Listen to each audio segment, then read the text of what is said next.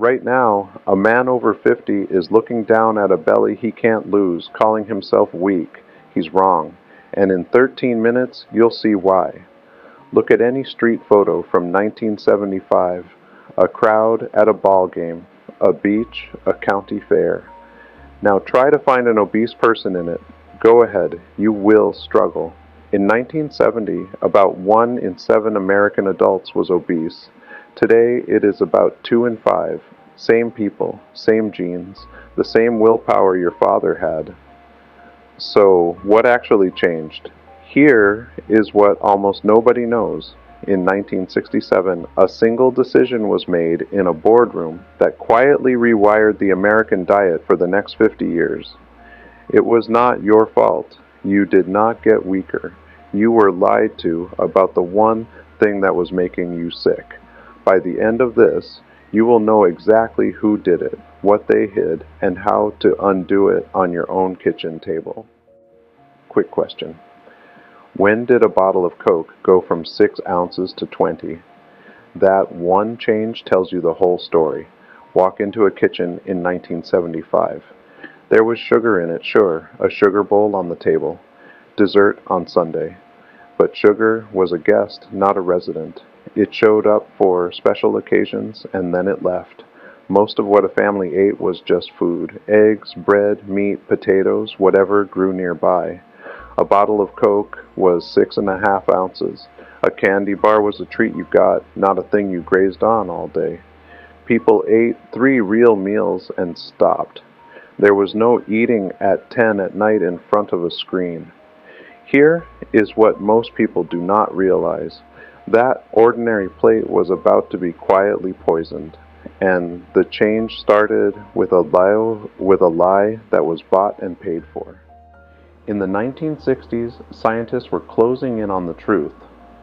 Sugar, they suspected, was driving heart disease and weight gain. The sugar industry had a problem. If that truth got out, sales would collapse. So in 1967, the Sugar Research Foundation did something that stayed hidden for almost 50 years. They paid 3 Harvard scientists to write a review in one of the most respected medical journals in the world. That review pointed the finger at fat, and it waved sugar through like it was nothing. This is not a theory. The documents are real, they were dug up and published, and the cover-up lasted 49 years. It worked. For decades, doctors, schools, and the government told Americans the same thing. Fat is the enemy. Sugar is fine. We only learned the truth in 2016 when researchers found the old papers and proved it. By then, the damage was done. Think about your mother standing in the kitchen, reading the side of a box, trying to do right by her family. She trusted that label. She trusted the doctor. She trusted the word low fat like it was a promise. What is one food from your childhood that you later found out was loaded with sugar? Write it below. I read every single one, because here is the cruel part. The healthier she tried to eat, the more sugar she was handed. They had taken the fat out, and to make it taste like anything at all, they poured the sugar back in. Your mother was not careless. She was lied to, and so were you. Right around the same time, something new arrived in American factories. Cheap corn turned into a thick, sweet syrup. High fructose corn syrup was cheaper than sugar and easier to pump into anything, and they put it into everything. Not just soda and candy. Bread, ketchup, salad dressing, crackers, soup, yogurt. Check your kitchen tonight. The sugar is hiding in your ketchup, your bread, and your soup, in foods that were never sweet before. You were not eating dessert 3 times a day, you just thought you were eating bread. Here is where it gets interesting. They did not just sweeten the food, they engineered it so you could never quite stop. Ask yourself this: why did Americans get heavier every single year they ate healthier? Because healthy was a label, not the truth. By the 1980s, the low-fat craze was everywhere. Fat was the villain. The shelves filled with low-fat everything. But fat is what makes food taste good and keeps you full. Take it out, and the food is cardboard. So the companies replace the fat with sugar. Low-fat cookies, low-fat yogurt, low-fat sauce. All of it sweetened to sell. Americans were told they were eating healthy. They were eating more sugar than any generation in history. We followed the rules exactly. We bought the low-fat box like we were told, and we got heavier every single year. That is the trap. You did the right thing, and the right thing was rigged. Now, here's the part that should make you angry, and then set you free. Food companies hired scientists of their own, not to make food healthy, to make it impossible to put down. They found the exact mix of sugar, fat, and salt that hits the brain hardest. They called it the bliss point. A potato chip, a cookie, a soda, all tuned to that point so one is never enough. When you can't stop at one chip, that is not weakness. That is a laboratory beating your brain, exactly as designed. Your grandfather could leave food on the plate because his food was not built in a lab to defeat him. The hunger you fight at 9 at night is not a character flaw. It was put there on purpose. Here's the part they never put on the box. Sugar doesn't just add calories. It flips the switch that tells your body to store everything. Every time you eat it, your body pumps out insulin. Insulin is the hormone that tells your body to store fat. 3 real meals a day, your grandfather's insulin went up and then came all the way back down. Sugar all day long in foods you do not even think of as sweet. And that insulin never gets to rest. A body soaked in sugar stops listening. It stores instead of burns. The weight comes on and will not come off.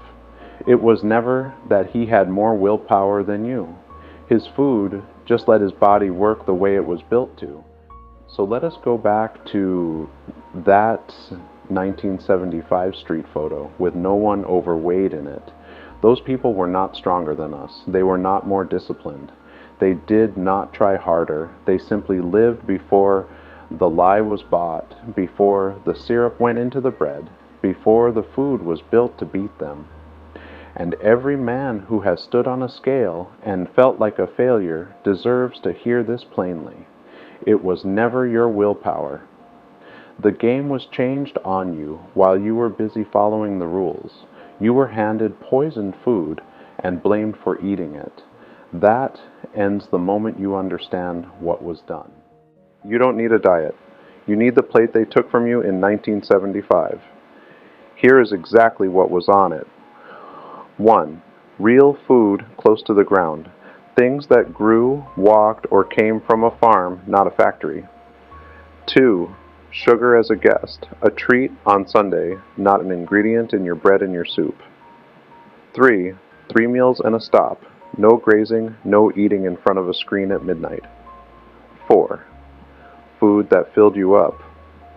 Fat and protein that let your body know it was done. That is it. That was the whole secret, and it was never a diet. It was just food before they got to it. You do not need a diet. You need their plate, the 1975 one, and you can build it this week. Read the label, and if sugar or corn syrup is near the top, put it back. That one habit changes everything. Eat food that does not need a label at all. Eggs, meat, fish, vegetables, fruit. Things your grandmother would recognize. Make sugar a guest again. Have the dessert on Sunday and enjoy it. Just do not let it move into your bread. Eat real meals and let yourself feel full. Then stop. Get the food out of the late night in front of the screen. You are not depriving yourself. You are taking back the plate they took from you. If you have spent years thinking your weight was a failure of character, hear this and let it land. It was not. You were lied to by an industry that paid to hide the truth, and you ate in good faith. You followed the low-fat rule. You trusted the label. You did exactly what you were told. Nobody handed you the documents. Nobody told you the bliss point was real. Now you know both, and knowing is the whole turn. The food before the lie was simple, ordinary, and within your reach. It is not too late to eat like 1975. Your body remembers how. It has been waiting for you to feed it real food again. We were the generation raised on a lie that was bought in a boardroom and served on our plates. That is not a reason to despair. It is the reason to take the plate back. Starting tonight. Real food, sugar as a guest, 3 meals and a stop. Food that fills you up. 4 simple things, all of them yours. They changed the food on us. But the old plate is not gone. It is sitting in the produce aisle waiting. So tell me, what is one meal from your childhood before all this that you would give anything to eat again tonight? One answer in the comments. Just one. I read every single one. And I am right here with you.